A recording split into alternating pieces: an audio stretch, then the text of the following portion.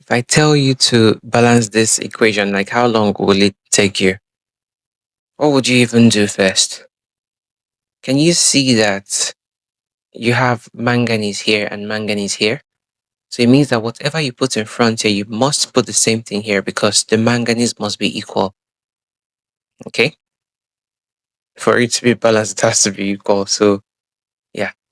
But even as it is like this, the manganese is already happy, is equal already. Then you should also be able to see that we have a Cl2 standing on its own.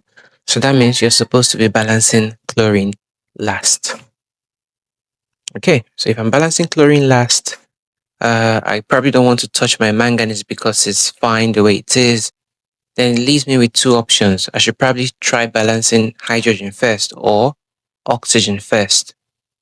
If I balance oxygen first, like looking at the 2 here and looking at the 1 here, that would mean I'm going to have to place something in front here, probably a 2, to make that oxygen balanced. And of course, that would affect my hydrogen. So I would come over here to balance out the hydrogen to affect my chlorine, and then I can always correct that at the end. I think this is a good plan. So we'll do that. So first off, we'll start with the oxygen, balancing our oxygen first. Okay. So balancing my oxygen first would mean 2 here. So I'm going to have to put a 2 here. This 2 makes the hydrogen 4. So I think that would be a good move. And 4 makes my chlorine 4.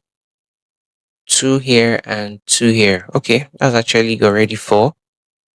So everything is looking nice. Everything is looking nice.